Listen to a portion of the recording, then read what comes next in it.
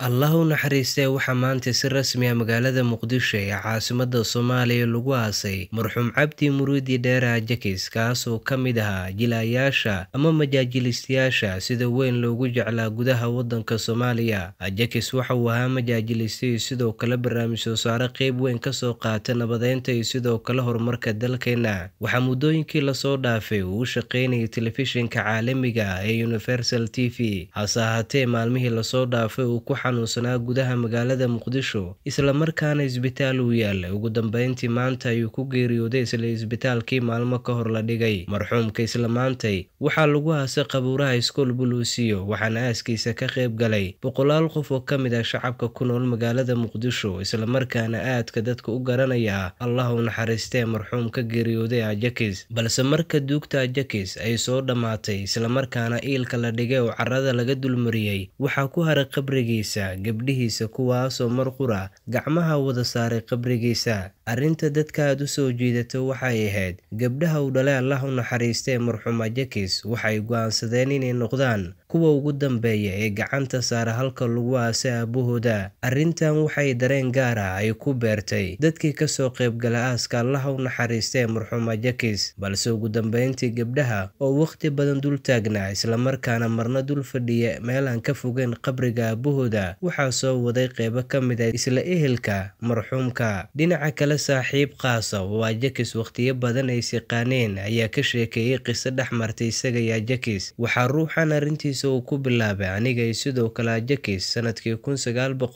1995 ilaa 2021 ayaanu isnaqaanay. Cabdi Muriidi Dheere waxaa si gaar ah ugu aqaanay xilligaas ayuu qofkan yiri Ajakis lakis fakis. Balse sanadkii 1995 ayaanu isbaranay oo aan gurigiisa koodka Xamarweyne ku yaala ku soo mari jirnay. Ileen waa shakhsi sheekadiisa iyo sidoo kale shactiradiisa miran aan laga dhergi jirine jimco kasta inagoo geelaqi sidoo kale curubo ka imaanay ayaanu soo mari jirnay. Waxaan ku xasuustaa maalin cunto kala duwan oo inoo keenay. Waxaana ku dhahay Aja cuntadan magaceed Baariyow. Isagoon ii fikirin ayuu si degan igu dhahay waraa indho waan kariyay magac u baxso. Sanadku markuu ahaa 1997 waxaan si xiiso leh ugu tagi jiray istuudiyaha ay turjumaada filmaanta ku bilaabeen oo ku yeelay degmada qadiimiga ee Xamarweyne. Saaxiibkayga Cumar Cismaan Maye oo mooto Facebook wata ayaa xaafadeena Wardhiigley iga soo mari jiray waana halkaan isku baranay. Jeeri sidoo kale Nimco Axmed Heybe, Fuad, Saalax Dheere, Yackow, JK iyo sidoo kale Luujiyo, Haykal iyo Allah u naxariistay Duuli. Idaacado badan sida Shabeelle iyo sidoo kale Soomaali Weyn Radio ayaan ka soo wada shaqeynay. Markii aan dalka ka soo tagay kadib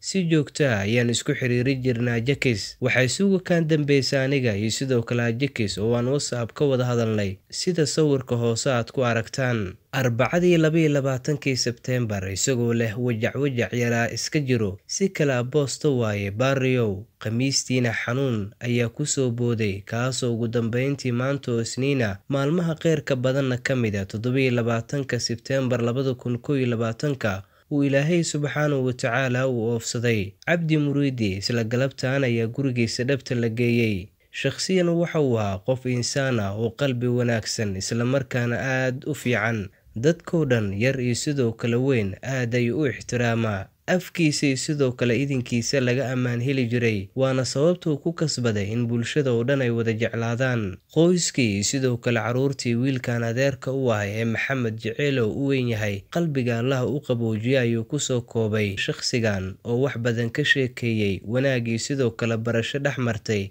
isaga iyo sidoo kale marxuum Ajakis oo ugu dambeyn maanta lagu aasay Muqdisho. Dhinaca kale Baabajey oo ka mid ah shakhsiyaadka sida weyn u garanaya marxuum Ajakis ayaa waxa uu soo bandhigay fariintii ugu dambeysay ee uu soo qoray walaalkeena Ajakis Allah u naxariistay. Fariinta qoraalka oo WhatsApp-ka ay ku wada xiriireen labadooda ayaa waxaa qayb ka ahaa qoraalka kooban ee aadka dad badan ay kaga damqadeen. Aboo iska dadaala salaadana dugta Ilaahay inagoo qeyrka ku dhex jirna ayaa fiican inaanu dhimanno mise dhimasho waad ka cabsanaysaa ayuu u soo qoray.